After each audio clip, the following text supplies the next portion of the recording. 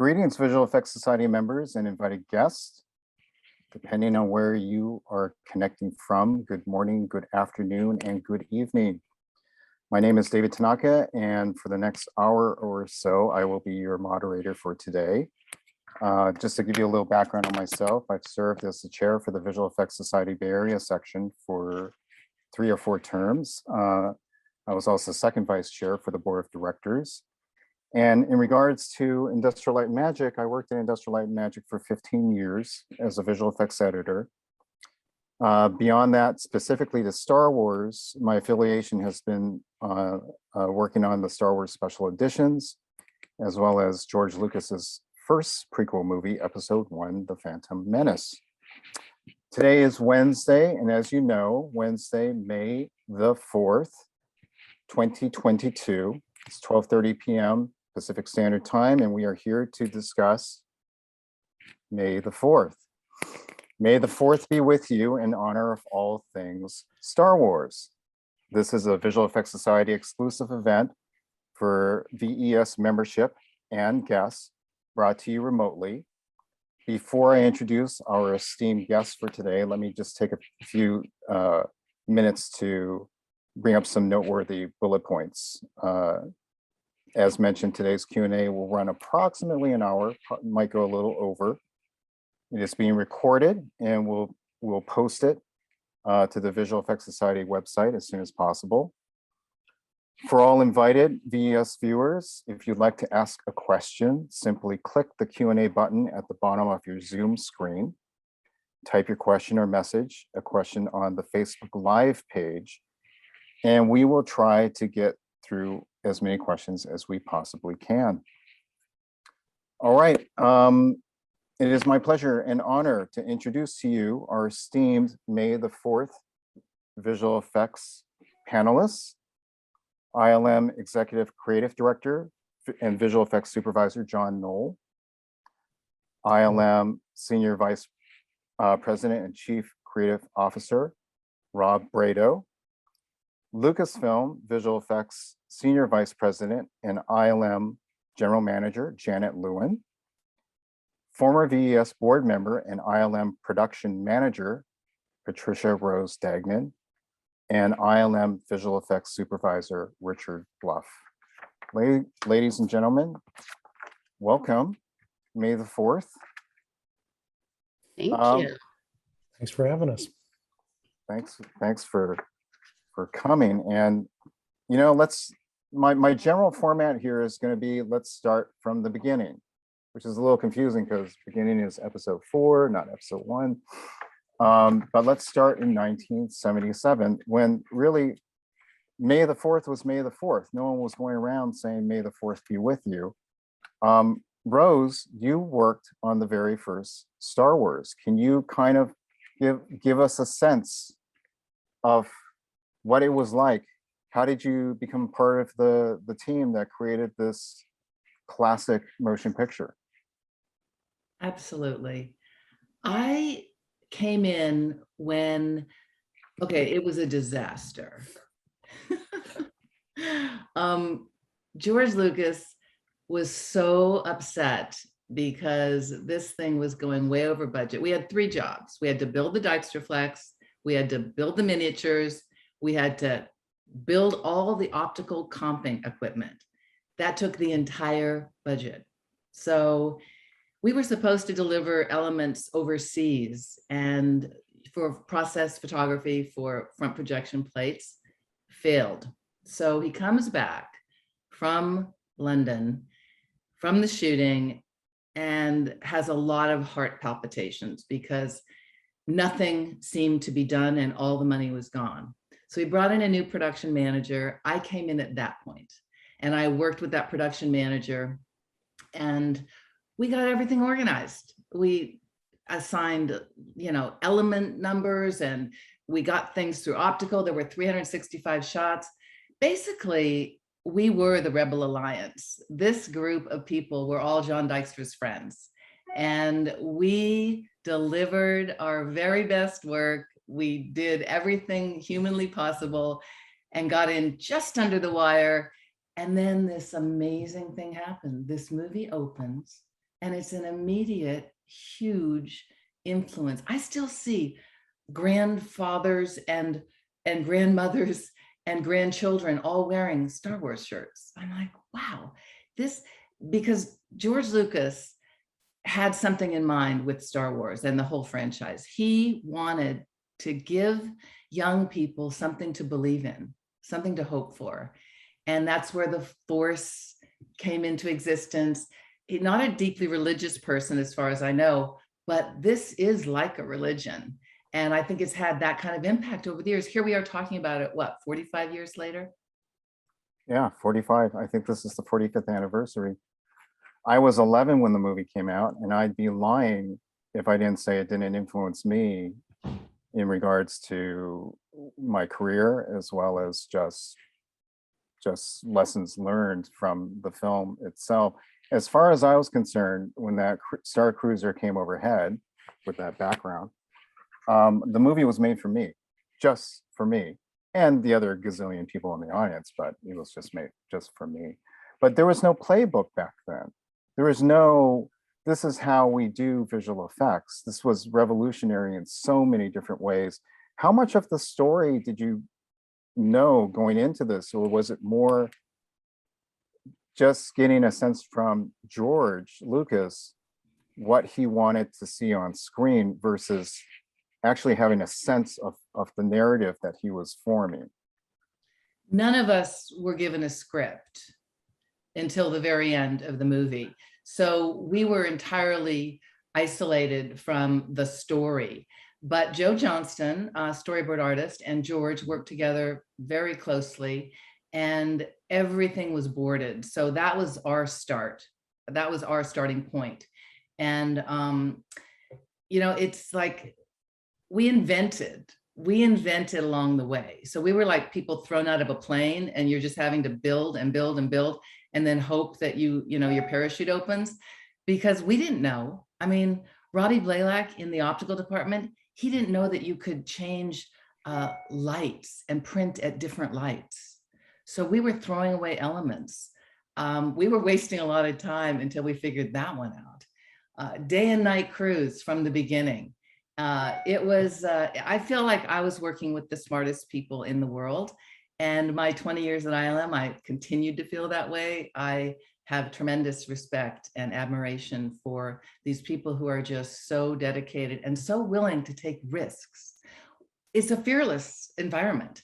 And so we just took risks right and left. And I believe that continues to this day at ILM. And I'll get back to that risk, how you streamline that in a minute.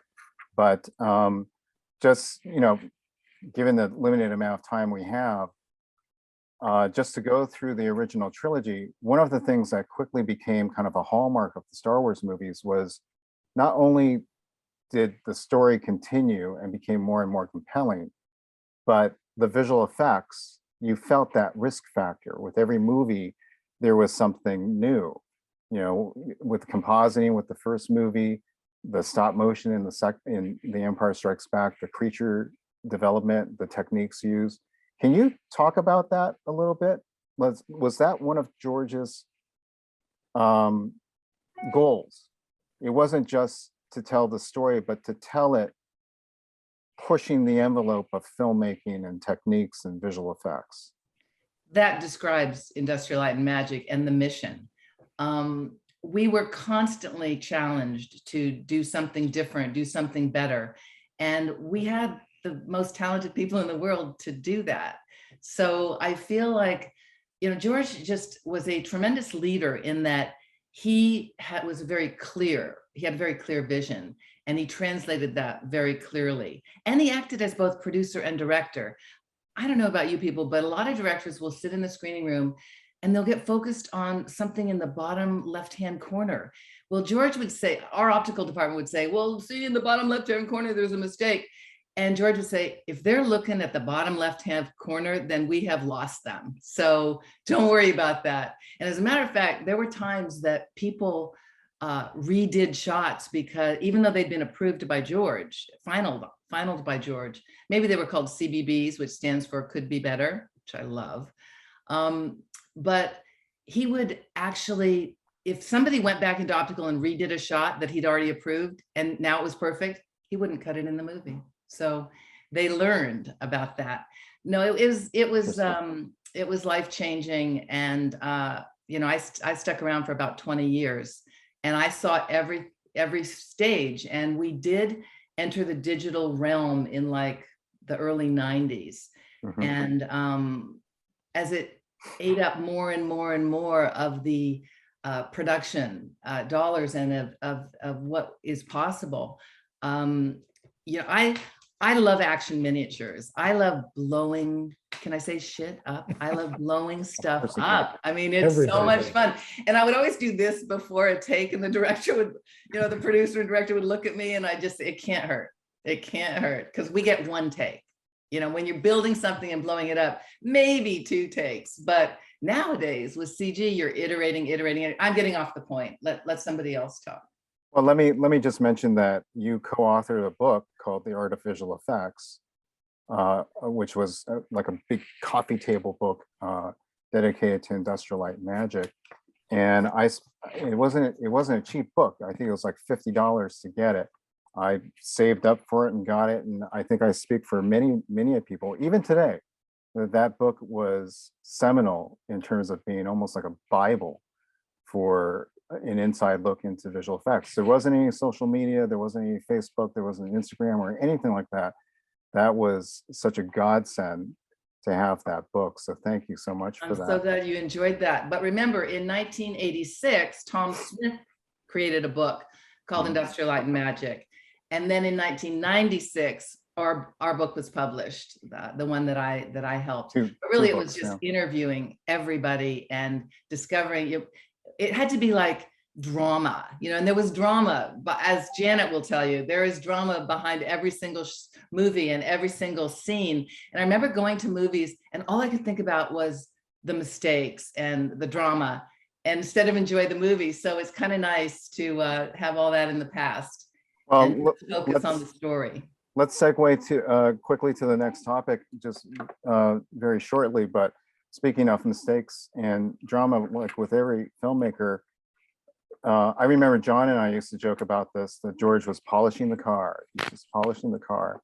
When it came to the special editions, the special editions came about in the early mid 1990s, and the goal was originally to restore the original Star Wars for a 20th anniversary release. And once we got into it, George said, you know, I got some improvements that I'd like to make for all 3 films. I think we started with maybe like, I think it was John, maybe like a dozen shots that were to be fixed. Yeah, it was a very small group. In fact, I remember the original idea wasn't even to modify anything. It was just to make new prints and for a re-release of the original trilogy before episode 1 came out. And as soon as we saw a print from the original negative, it was clear that it was actually in kind of rough shape and required restoration. And partly what was going on was that being an anamorphic film, it was AB checkerboard negative, which means you know, you have to cut negative right up to the frame line, so there's no room for the splice where you'd see it. So what you have is 2 negative rolls, one where all the even shots are in there, and then there's black leader between them, and then all the, you know, the other roll has all the odd shots with black leader in between them. Negative from that era faded at a different rate depending on what it was next to in the roll. So the negative would sometimes be sandwiched by other negative, or by negative on one side and black leader on the other side, or 2 pieces of black leader. And so the reality was, or the fact was that when you watch the print, you would see, you know, some number of frames into the shot, you'd see the color shift, and then it would shift again depending on what the sandwich was. And boy, that was really kind of alarming to see. So a big effort was underway to try and reconstruct the film from you know, the YCM separations that were done, and various other sources. And I remember there was like a special solvent that was created, a special bath for the negative to get washed through. And truth be told, there were actually a couple of shots that suffered from it. Fortunately, we were able to recover it through other, backup prints and so forth. And I think one in particular, I think it was like a X-Wing and a TIE fighter. It became a special edition new digital effect shot that you cranked out because of limitations like that. But the thing you're referring to was, it all started off like 10 shots or something, right? 12 shots but that's a really hard thing to embark on, because as soon as you have, or the analogy I use is it's like trying to wash part of a car, like you're walking around the car and you think, boy, that the bumper is really dirty. Let me, and so you clean that up, and then suddenly now this part over here seems dirty.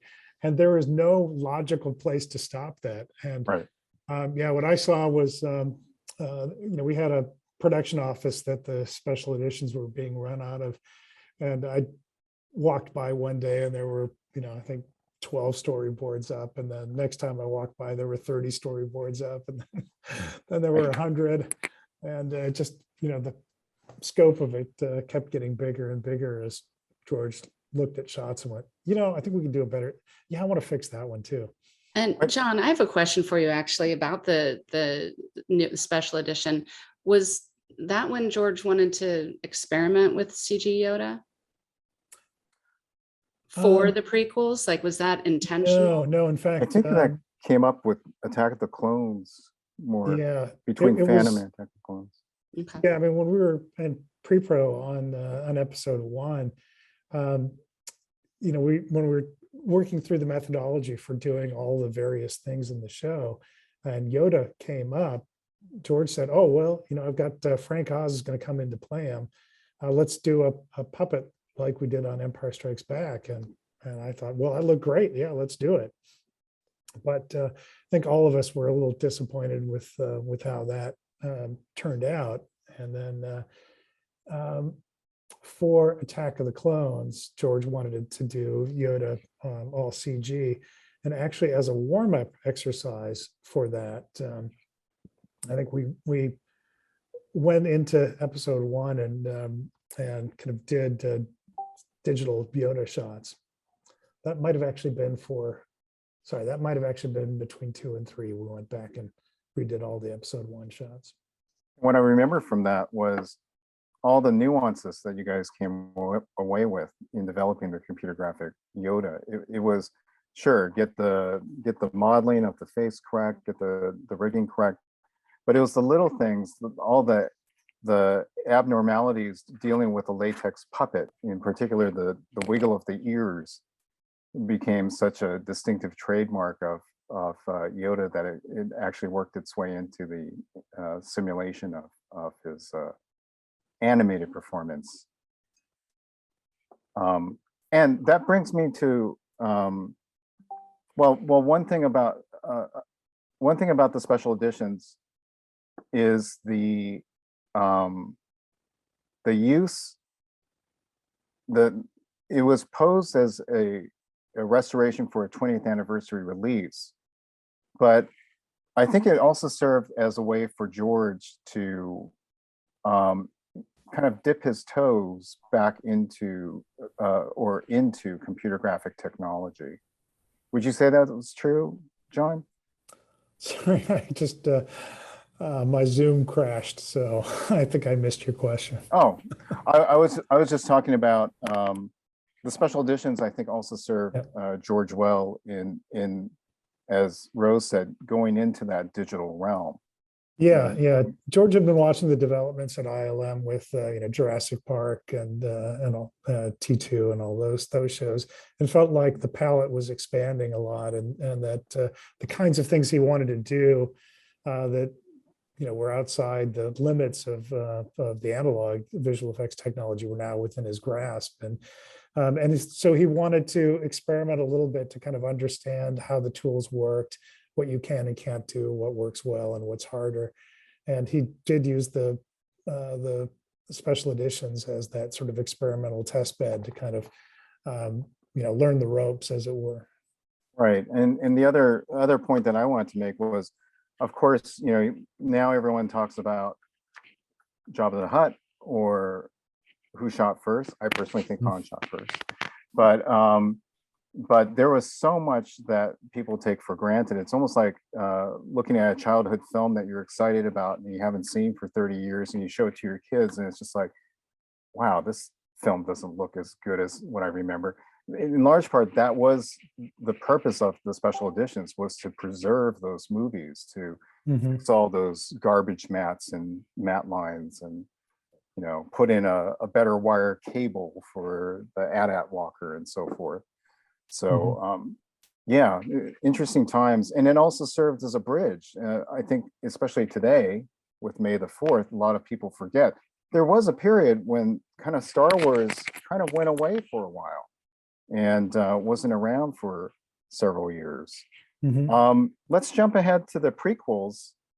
And Rose, you gave a kind of a synopsis of the feel for the production pipeline at the time.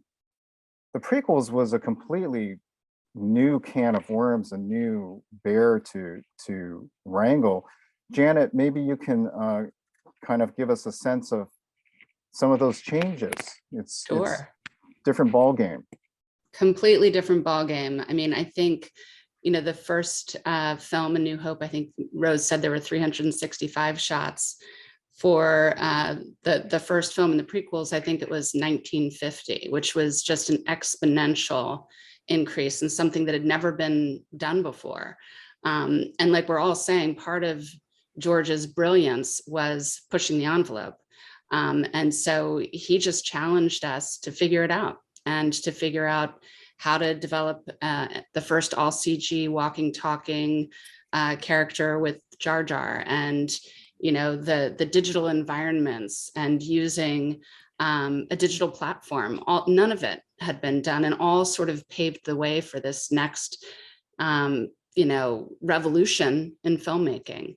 I actually wasn't on, there's one Star Wars movie I did not work on, it feels like, from that point on, which was the first, The Phantom Menace, but John was on that show, and it was a huge leap of faith that we had to take on the production side. There were multiple units and whole new production tracking methodologies and various leaps of faith we had to take in order to achieve the work in a limited time frame as well, because at that time we just had one studio at ILM, and it was in San Rafael.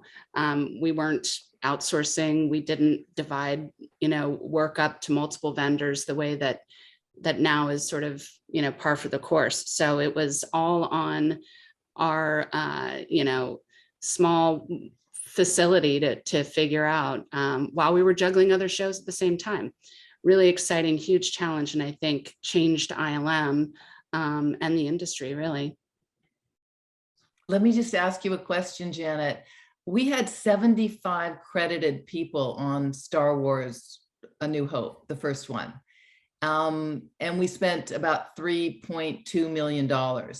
How many people worked on the first of the reissues?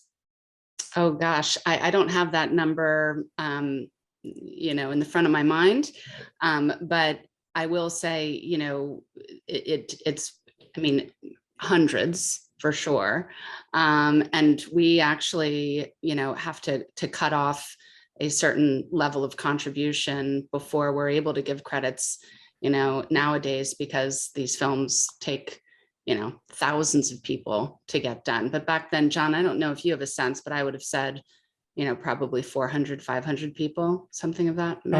Yeah, sounds about right. Yeah. I think that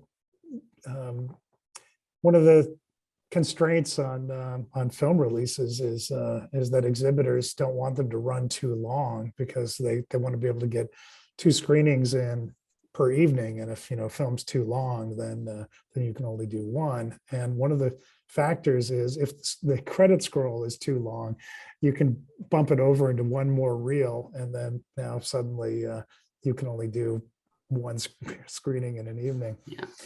So we get these constraints on, you only have X number of people that you can credit. And, often we have a larger crew than that. So it does have to get cut off at some arbitrary point to stay within those numbers. Yeah. I got a question for John real quick. So talk about Go right the ahead. Phantom Menace. The size of that show. And Oh yeah, terrifying. Terrifying. Right. The work that you needed to do, you were effectively, you were back making Star Wars, which was the crown jewels in the film industry. And so every ask that you were doing, whether it was the miniature work, whether it was Jar Jar, whether it was all these new designs and creating these new planets that we've never seen before, and then you've got the volume of work. How did you sleep? How did you get through it? And what did you think compared to the last big show ILM did would probably be, insignificant size-wise to what you were then doing? Yeah, well, it's Phantom Menace was just the biggest thing I'd ever seen. I think it was the biggest thing that had ever been done at that point. Big tentpole movie at that time, a summer blockbuster was 350 shots or so. My first exposure to episode 1, I had seen some of the concept art that Doug Chang and crew were working out at the ranch. And I got to sit down and read the script at one point, and I thought, boy, this is really big. And then the first real, okay, this is what you're going to have to be dealing with was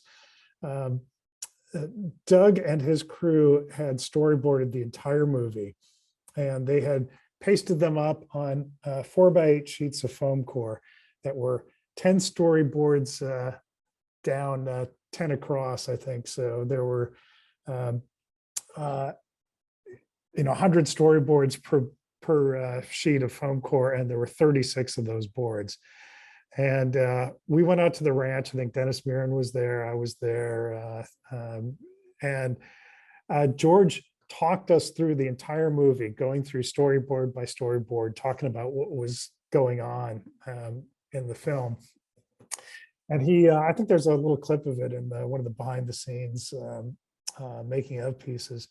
And, I have to say my reaction to this, like even on the first few boards was, oh yeah, there's something we can't currently do with our tools. So I was taking notes of all these things that we were going to have to figure out. We're going to have to do R&D on to be able to handle scenes with hundreds of characters, or we had aliens that were wearing clothing, so you needed to have simulated cloth on them, and then they're cutting droids in half, and the pieces are clattering on the ground. So we need to have a rigid body simulation engine, and all of these things were things that we couldn't do. And I started just filling up page after page in my notebook with things that we're going to have to come up with. And that wasn't really a new thing for ILM. Almost every show we did, there was some aspect that hadn't been done before, but this was dozens of items of new things. And on top of that, just the volume, 2,000 shots was terrifying. But I kept consoling myself with, all right, well, this has to have been what John Dykstra felt like going into the first one, what Dennis and Richard and Ken felt going into Empire. Like each one of those films must have felt like a really daunting, seemingly impossible task.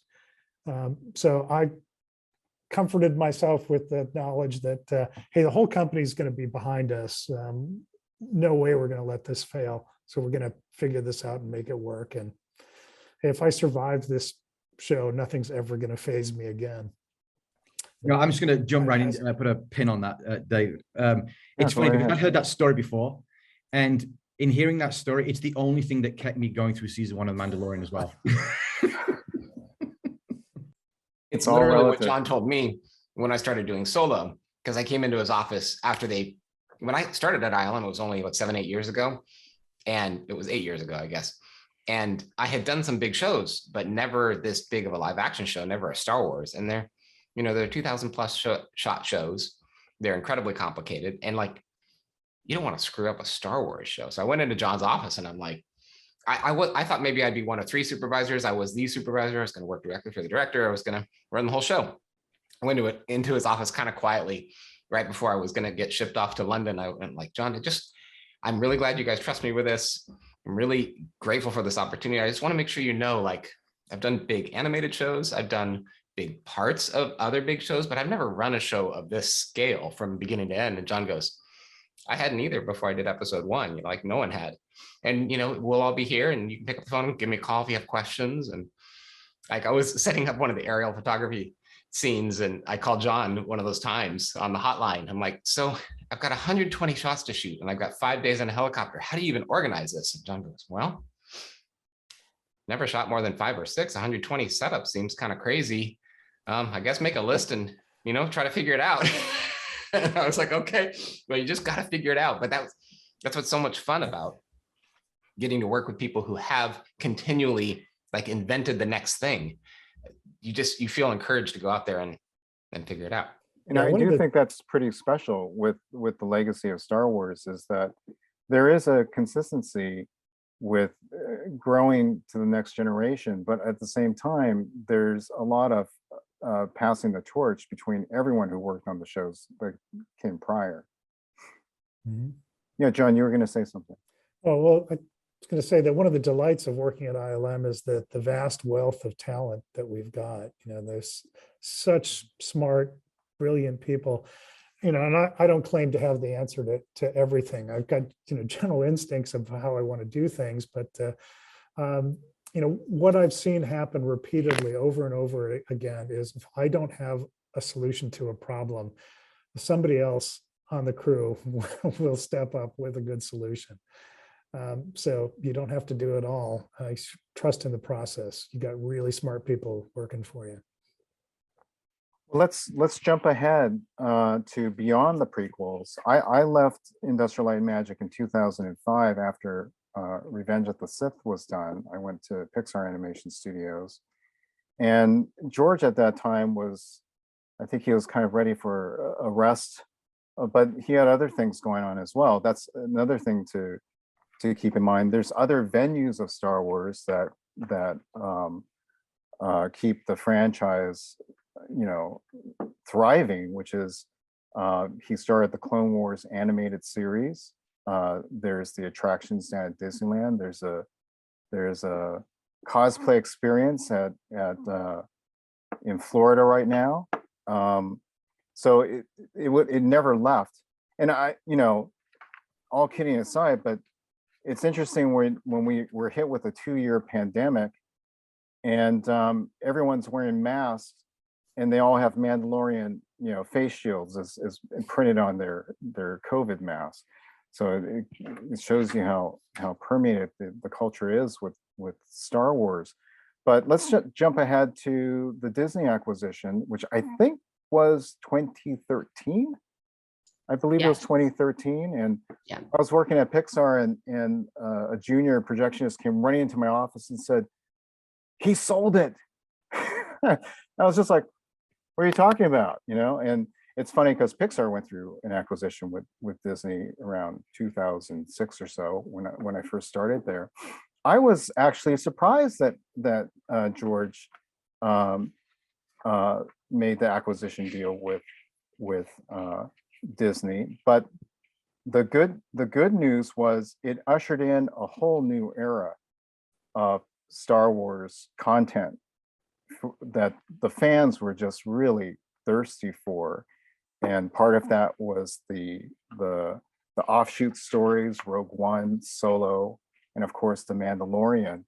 But again, going back to visual effects, one of the things that I always loved about the visual effects legacy to Star Wars was there's always a nod to not dispose of what was done before, but to fold it back in.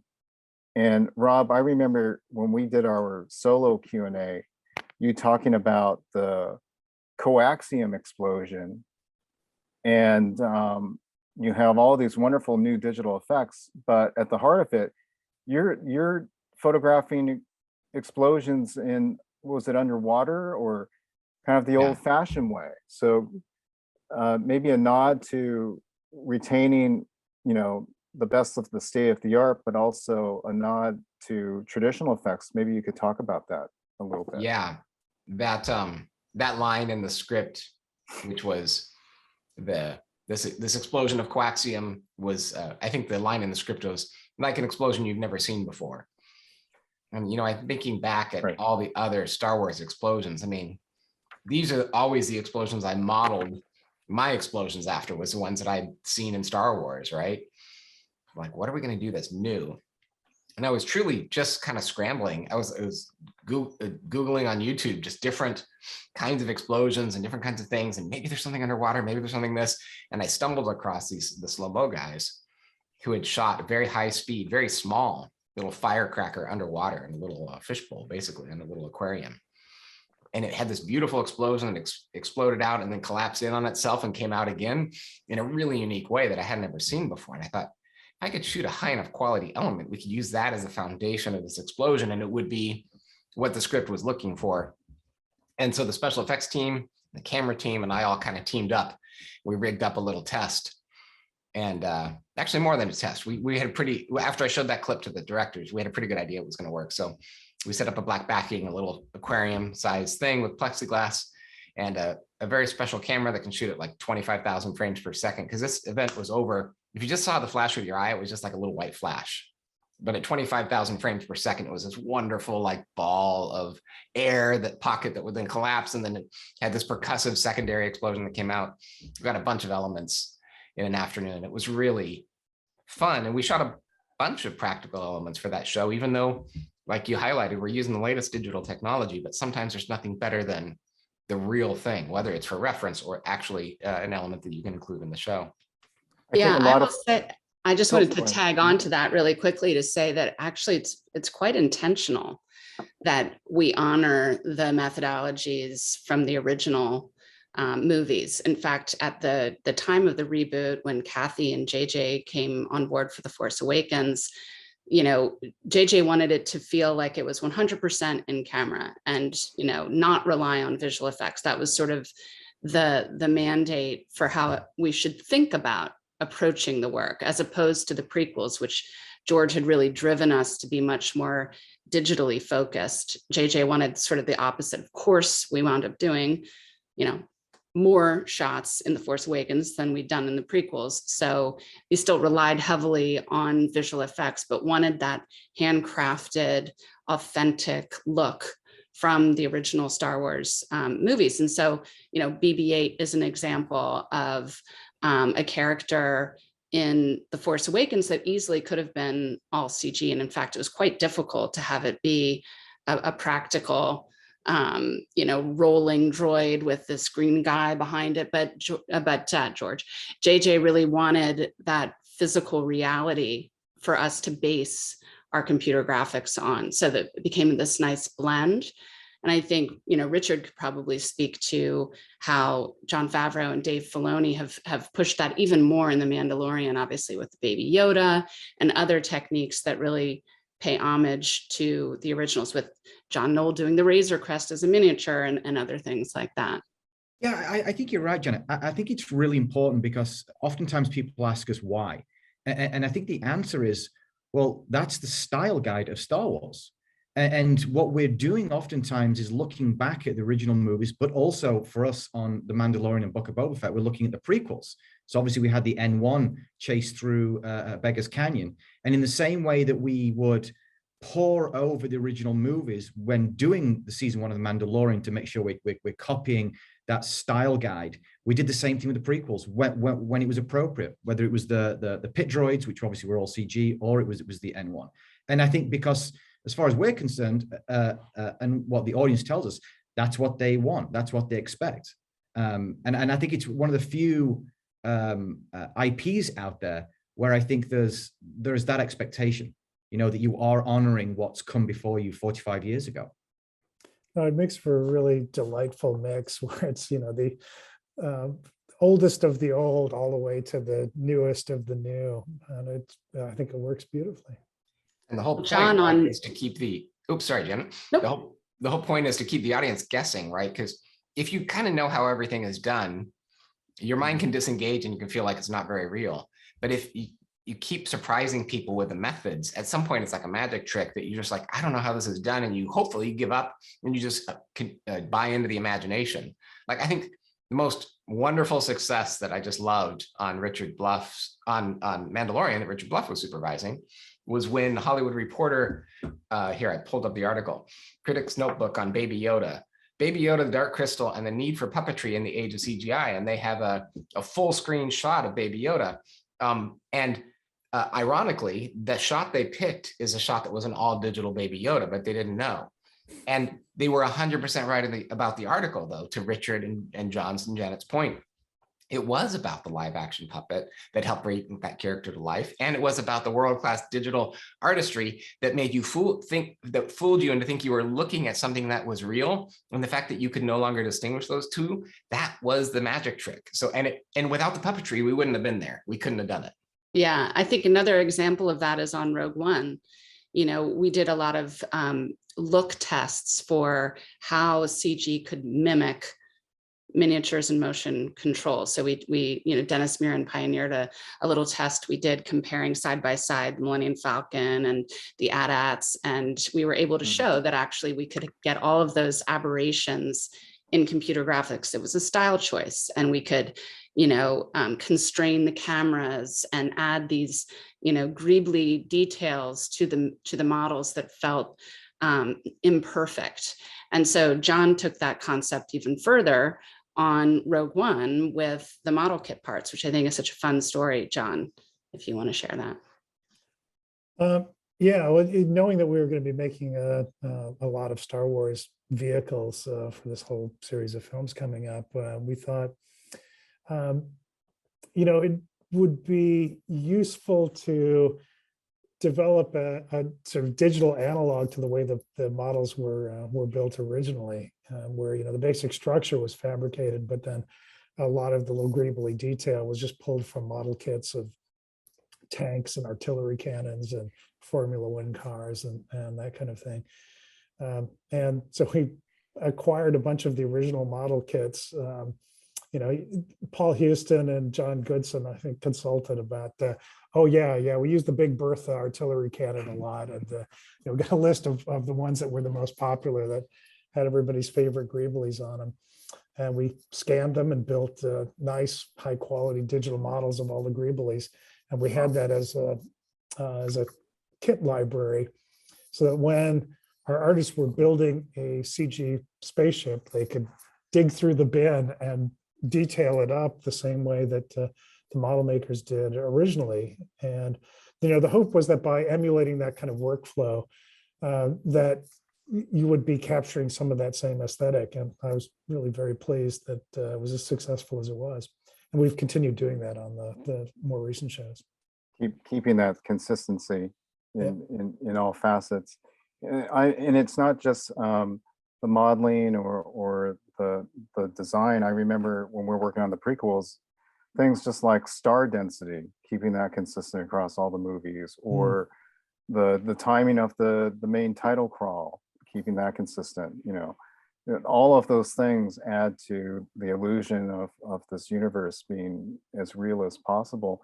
It's funny, I was with my two boys down at Disneyland, enjoying the Galaxy's Edge, and you get on the second platform layer when you're going to Smuggler's Run, and you're looking at the one-to-one built Millennium Falcon. And I'm pointing out to my son, that over there, that's part of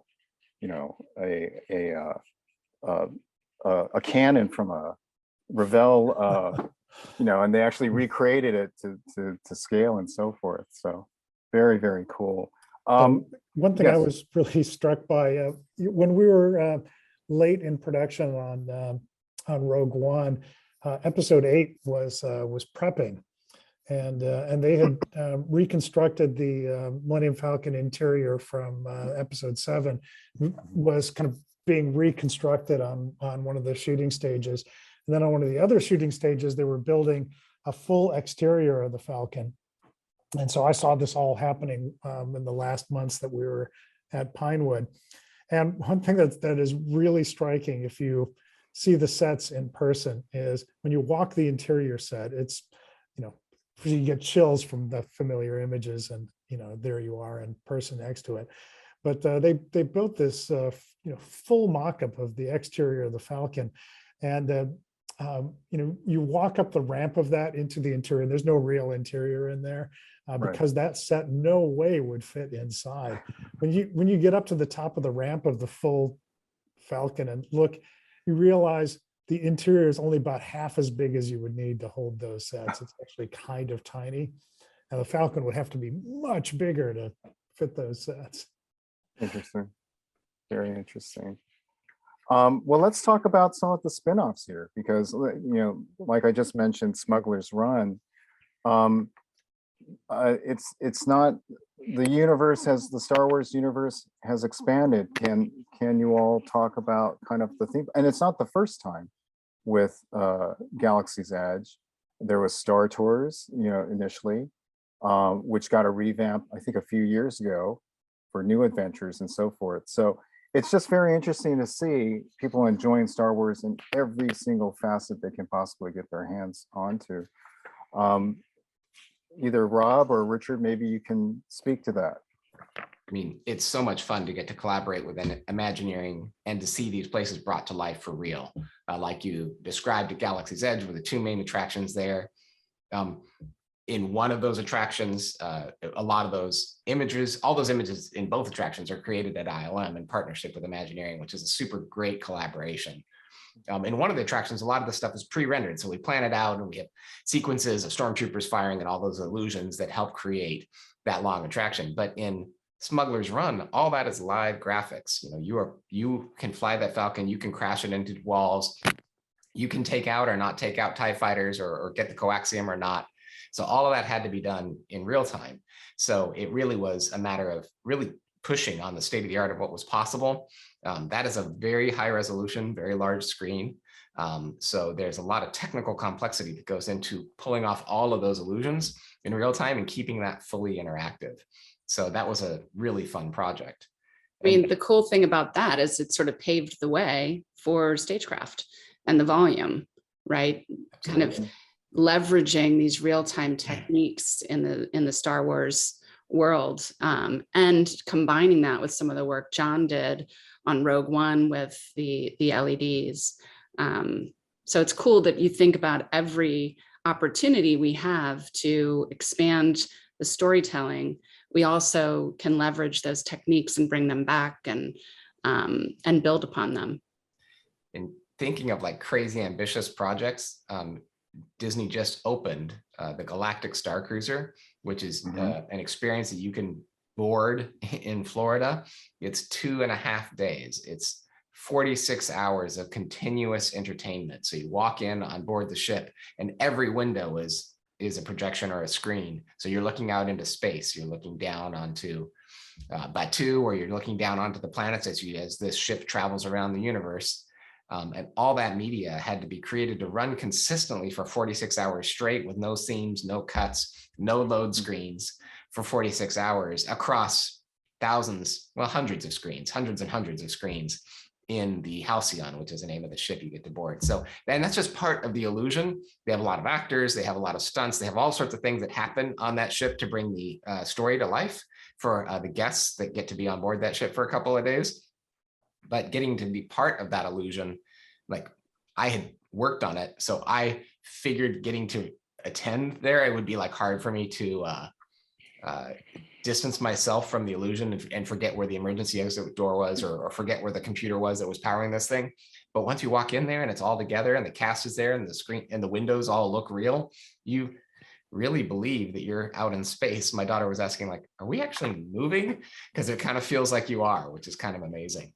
But it's also kind of an homage to the fan base, right? Because I think the concept and in the early days was, there may be a fan who is literally going to sit with their eyes open, staring out of their window in the room to make sure that nothing is pre-canned. They want to like believe that they are in space. And that was sort of the genesis of like, wow, can we actually generate 48 hours of real-time material for that illusion? Actually, there's a really fun YouTube video that I think ILM posted where you all are watching Star Wars fans react to the trailer for Rogue One, Yeah. Yes. which was a hoot. I thoroughly enjoyed it. But I when think you it's a really good time right now to promote the Light and Magic 6-hour series that's running on Disney Plus. When is it running? July 20? Yeah, it comes out July 27th. July 27th.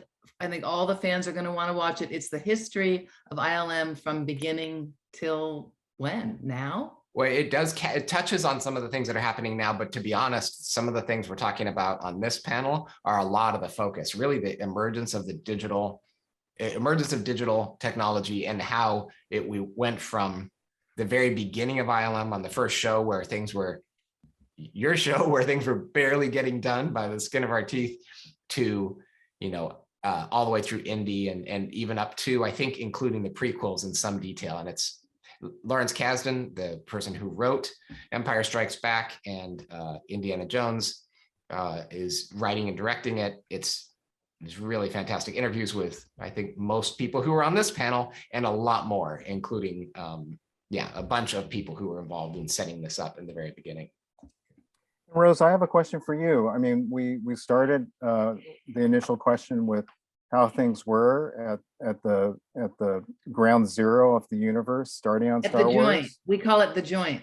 The joint, yes, and then with the prequels and the Disney era and so forth, Janet elaborated on the challenges of a new production pipeline, and how, looking back at this and taking it all in, I'm struck by two things. One, it's changed a lot, the nuts and bolts, but kind of the drive is the same.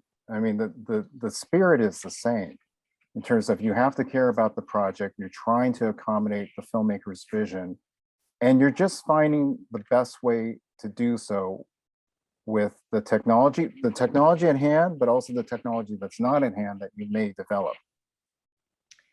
I really feel that there's no room for ego in this industry, in this business, that you really want to reach out, as John said, and if you don't have the answers, somebody else will. And I think that spirit of, again, fearlessness, as all these people have talked about, facing these humongous projects. I mean, we felt it was humongous because there were 365 shots and 75 of us to get it done, and we had to do it really, really quickly. But imagine faced with 3,000 shots and probably a tight budget. It's never anything but a tight budget, but you just rely on your fellow man and woman, and you foot to the floor, you get it done, you fail. You're willing to fail. Okay, that didn't work. And I won't go into specifics. But we had plenty of that didn't work. So then you try something else. And I think that is the spirit. And I'm hoping Lawrence Kasdan captured that spirit at ILM, because that really is what it's all about. You just pick yourself up, you dive back in, and we're friends. I mean, we still have a very strong community here, and I give a lot of parties and with most of these people on the committee, they sponsor these parties and they help pay for them. And people are they're just so happy to see one another. And when somebody dies, everyone shows up. We have a very, very strong community. And I do give credit to ILM and others, Tippett Studio and other local, John Harb's group, Whiskey Tree, the orphanage. There's just so many people that were spawned from ILM and went on to start their own thing. And I just love the full circle that we've talked about here, how people are using practical effects again, warms my heart, and you'll all be invited to my party. I think one thing to note, so I love everything you said, and ILM has also increased in size, and the Star Wars projects, we're doing, 5 projects at once now across the globe. ILM now has 5 studios, almost 3,000 people. So we still try to retain that feeling of closeness and community and innovation and information sharing and collaboration and all of that, but at this enormous scale, and having to sort of juggle these projects that have actually grown in size, reduced in budget, and have been compressed in their schedules too. So the challenge is not only, what the methodologies are, but just getting the work done. And so we do actually now partner with lots of different vendors also around the globe who have become trusted, visual effects partners in the Star Wars universe. So that's just another example of how we've had to evolve and scale to meet the demand. Totally true. Oh, go ahead, Richard. Oh, I was just going to add something about, just coming back to David's question as well. I think one thing that may have changed in the way that we approach Star Wars visual effects, maybe since the Disney buyout in particular, is that we don't have George anymore. And obviously I can, speaking for the Mandalorian shows, we've had maybe, I think, 12 different directors between Mando season 1, 2, and Book of Boba Fett. And they those directors very much follow Jon Favreau's lead and Dave Filoni's lead. And the thing that I've noticed, when you work on another studio's project that doesn't have the history that Star Wars does, you have a filmmaker coming in that understandably tells the visual effects supervisor and the visual effects team exactly what they want to see, exactly how something should look. And that's obviously what you then need to turn around. That's the job. And it's fun. And sometimes there's lots of room to explore and experiment. With Star Wars, particularly working with on the Mando shows and a lot of the recent directors we've worked with, Jon Favreau treats ILM as a brain trust.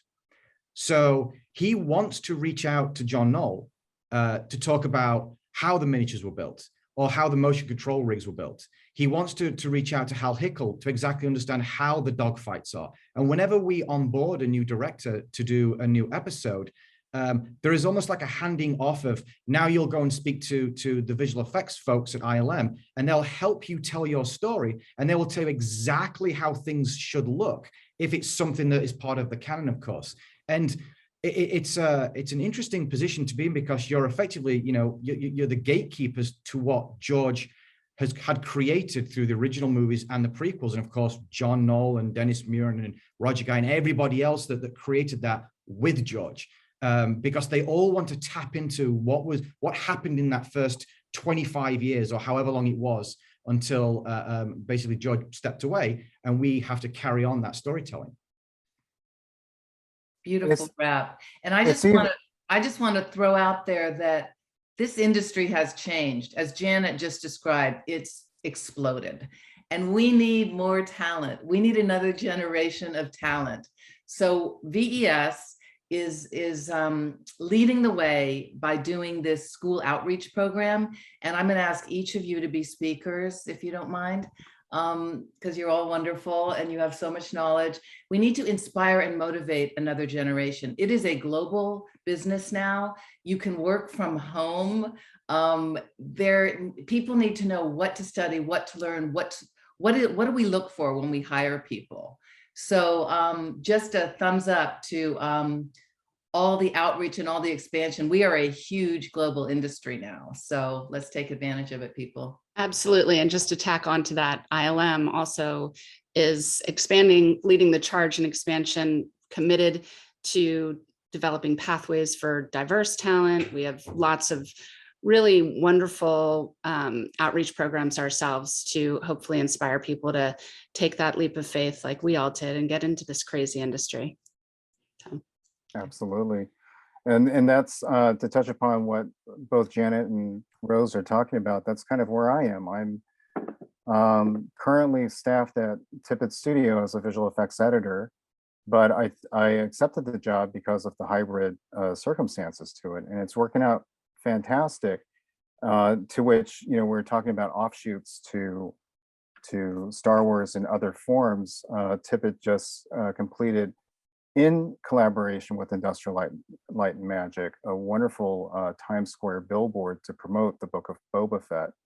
And again, trying to push the envelope in terms of technology, but preserve the consistency of Star Wars. So it's a wonderful thing that's happening. Not to mention Tippett's affiliation, you know, via Phil Tippett with the original movie as well. Yeah, and we worked with Tippett on The Mandalorian as well. I mean, Yeah. so Richard, maybe you could talk a little bit about how we integrated Tippett's work into the volume, because it's kind of a cool marriage of these techniques. Yeah, it was I mean, it's again, it's the idea that Jon Favreau in particular, you know, wanted to reach back and have conversations with the brain trust across all the movies. So when we did season 1, Jon reached out to Phil and asked if he was interested in kind of working with us on the show, and of course he was. When we arrived on season 2, we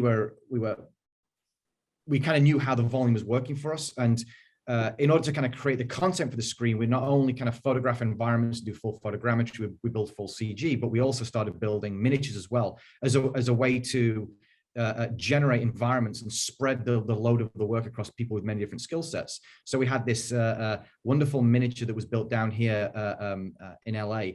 There was of a scrapyard. So we scanned that, did a full 3D build of that. We obviously duplicated some geometry and kind of had this as the content in the environment on the screen, obviously moving with the parallax of the camera. And then once we kind of got to post, Jon had asked Phil to build effectively like an 8080 version of a scrap loader, scrap walker. So, you know, we kept receiving these images almost on a weekly basis of Phil Tippett's team building this scrap walker, and he was building it out of molded parts from the original ATS, original ATST, the original AT-AT as well. And it was just phenomenal to kind of see this being built. And of course, it eventually got composited in the background of the shots that we photographed in the volume against the miniature that was actually on the screen. So talk about, you know, doing full circle. It was really fun.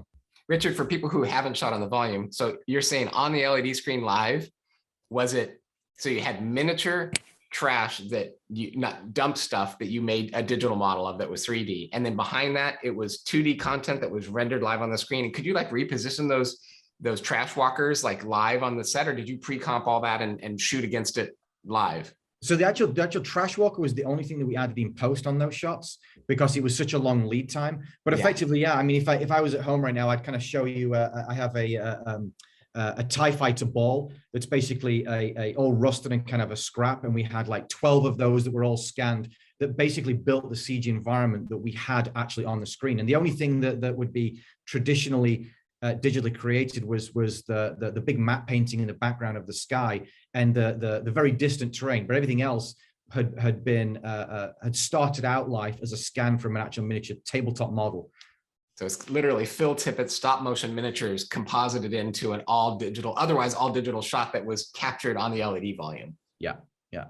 That is awesome.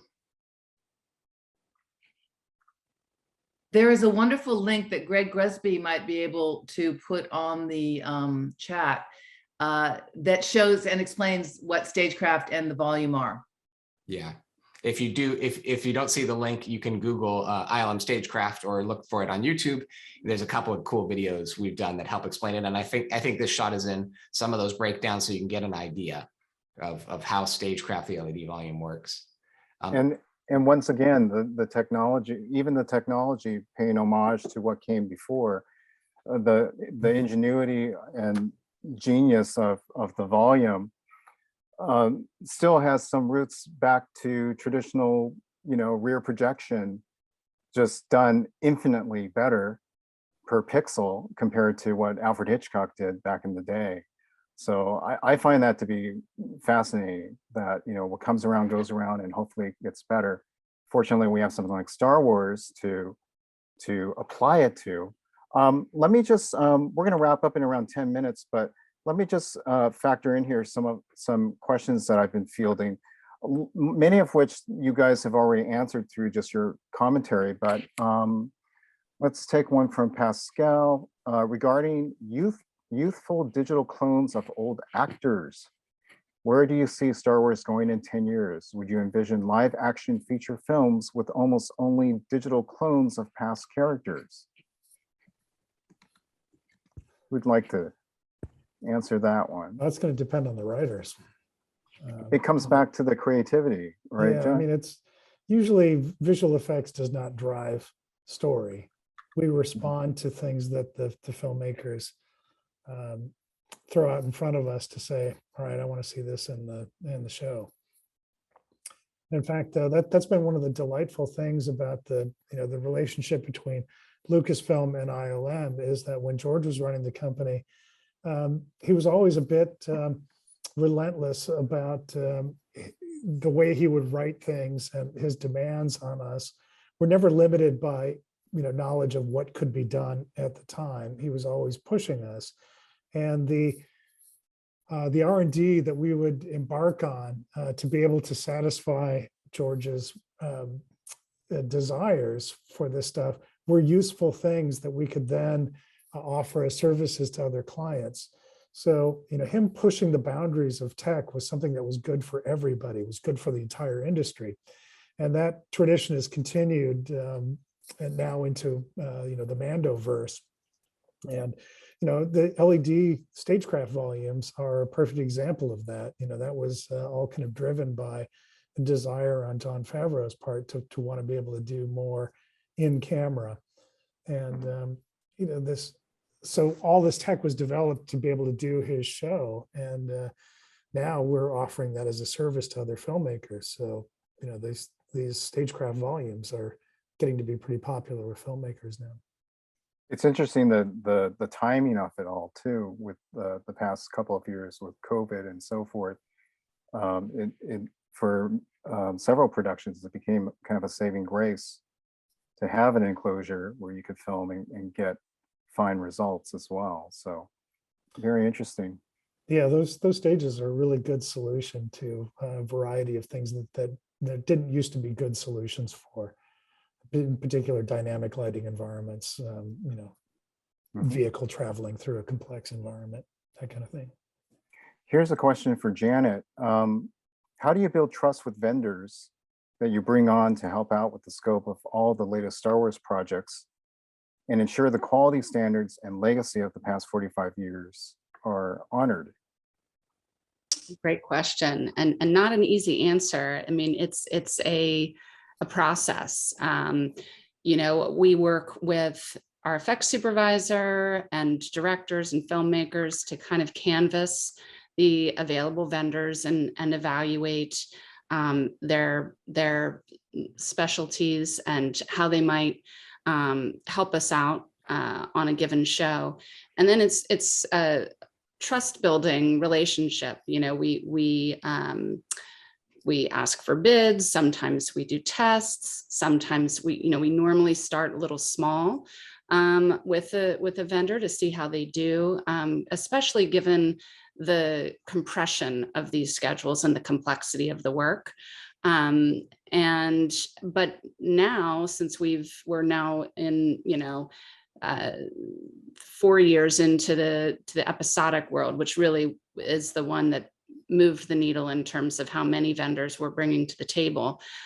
We have some trusted partners who we go to time and again, just like we do ILM when I'm looking at it through the Lucasfilm lens.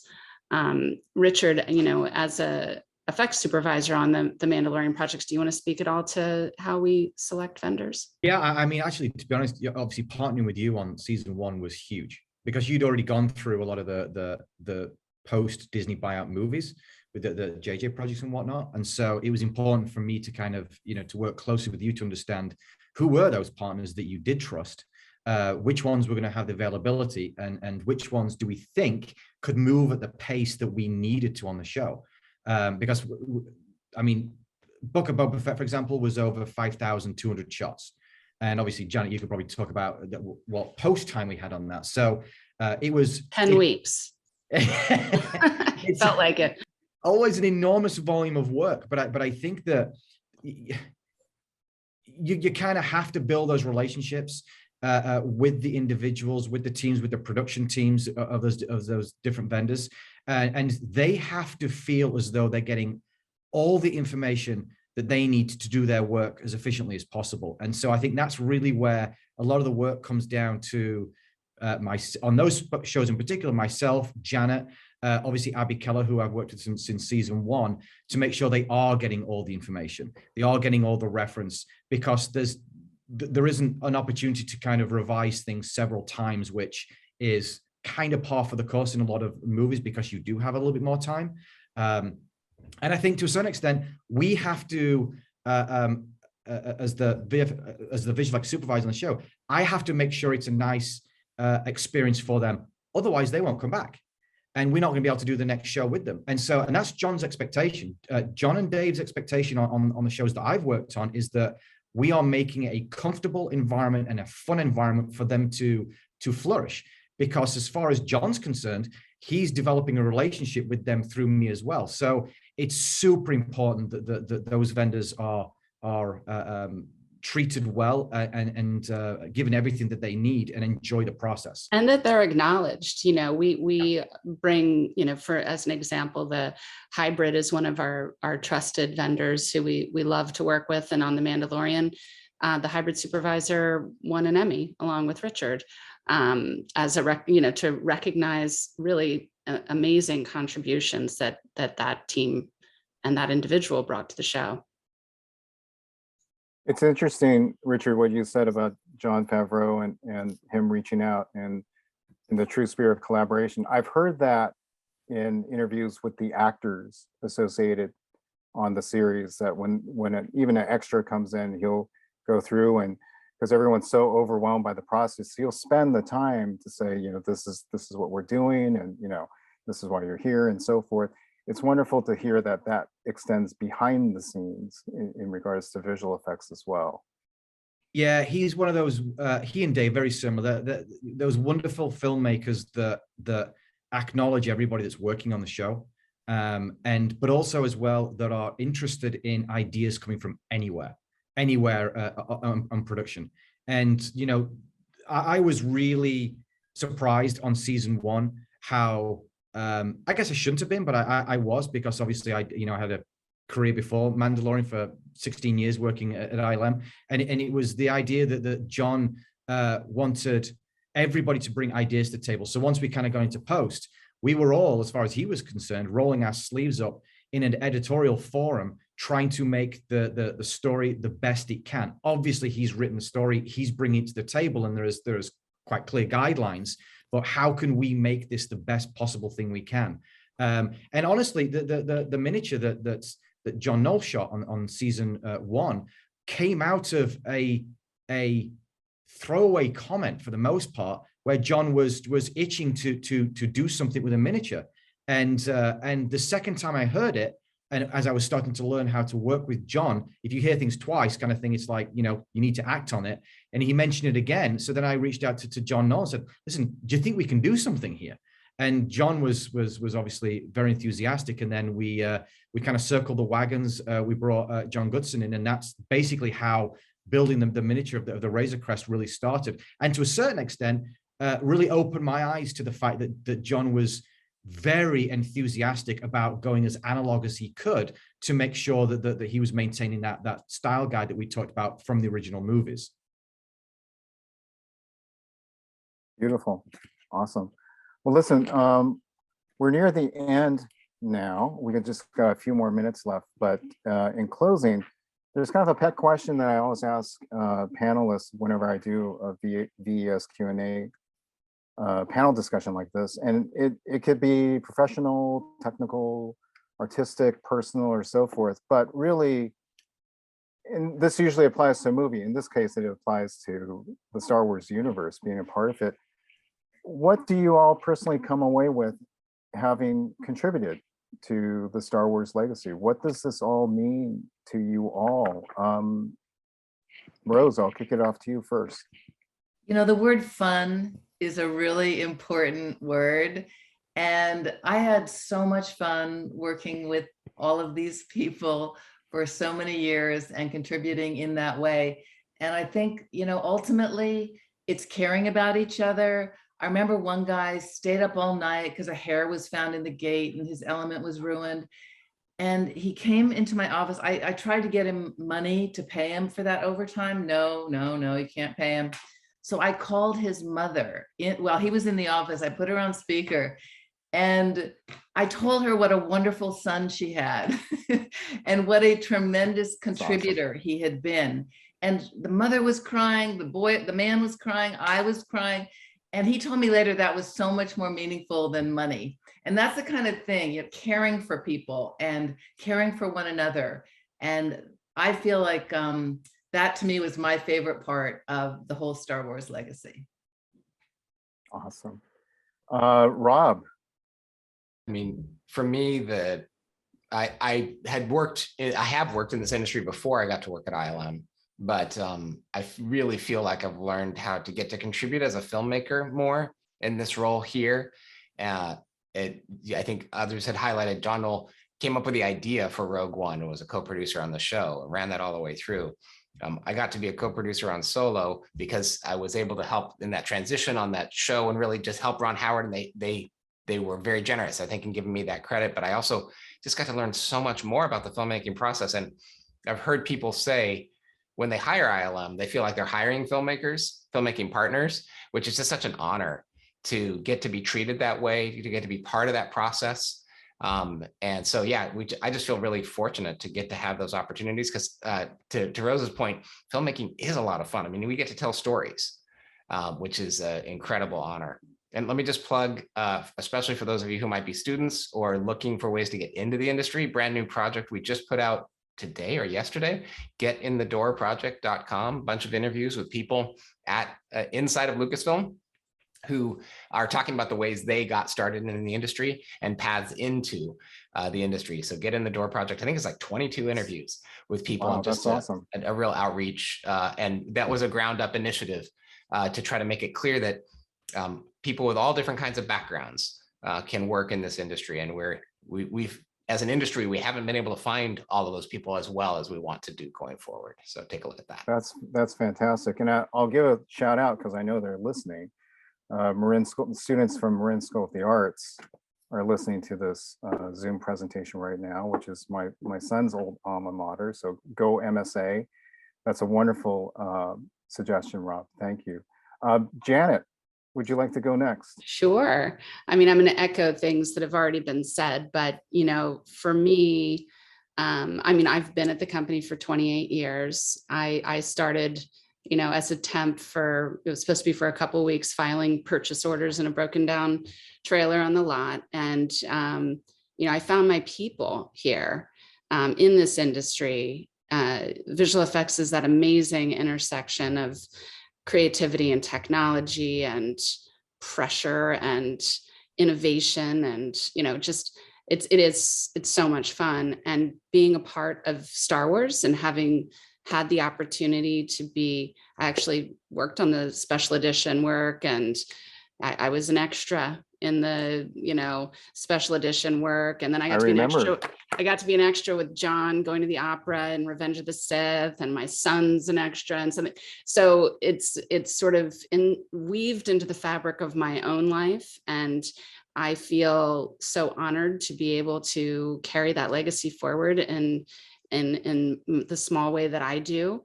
And just, it's really about the people and the fans, and knowing that we have this responsibility to honor their love of this franchise and keep it alive.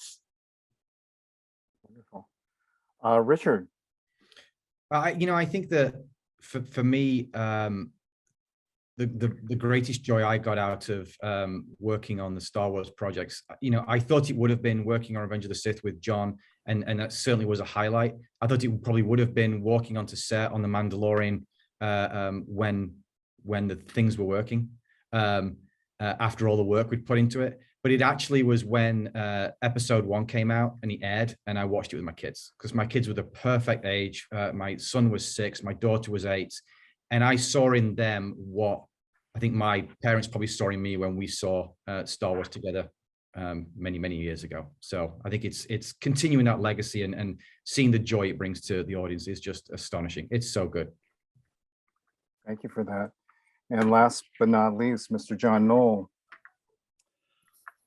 Yeah, well, I was in high school when the first Star Wars came out, and I'd been interested in film, but I'd been seriously thinking about either architecture or maybe mechanical engineering as my real career path. But Star Wars kind of pushed me over to the edge to, no, I'm going to go into film, and so Star Wars changed the whole course of my life. Then. As a fresh-faced kid, just graduated from college, Rose hired me at ILM, and suddenly now Aren't you you were rejected at first, though, if I recall correctly. Yes. So it was my second application that I got in. But then suddenly I was immersed in this wonderful family of these immensely talented filmmakers. This community that George had put together up in Northern California. And, I felt really privileged to be invited into a group of that caliber.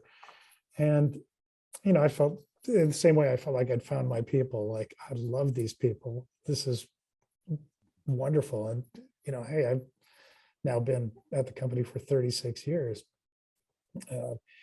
When I started, I was one of the youngest people at the company, just trying to absorb the knowledge from these folks. And now I'm one of the old fogies, and I feel some obligation to kind of keep the culture of the company going and try and pass this on to the next generation. And I think all of that started with Star Wars. So that's what Star Wars means to me. Yeah. And I think that's kind of the bond that we share with the moviegoers, the fans, and so forth. Star Wars means so many things to so many different people, but there's a kind of a commonality to it. Okay, I want to close with a huge note of appreciation to our friends at Disney, Lucasfilm, Industrial Light and Magic, and in particular, Director of PR and Marketing, Greg Grugsby, who we saw for one fleeting second. For this wonderful collaboration today, making this event possible. And of course, we want to thank all of our viewers, be it members or invited guests, for attending today. I'd also be remiss if I didn't acknowledge the wonderful staff in the Visual Effects Society LA main office, in particular Jeff Casper and Ben Schneider, for arranging for this to happen. Thank you, main office, as well as Jeff and Ben. And of course, I'd be extremely remiss if I didn't thank and give a big May the 4th be with you shout out to the person who started it all, Mr. George Lucas. So George, thank you for this. Here we are 45 years later, celebrating your incredible creation, and we're all indebted to you. Does anyone else have anything else to add? May the 4th be with you. That sounds appropriate, Janet. So John, Rose, Richard, Rob, Janet, thank you so much for your time. On a personal aside for me, this is very, very gratifying because we have affiliations in professionally that, having worked at ILM, so it's wonderful seeing all of you guys here. So thank you for the opportunity. I'm David Tanaka, and on behalf of the Visual Effects Society, thank you, and may the 4th be with you. Thanks for having us. Thank you. Take care.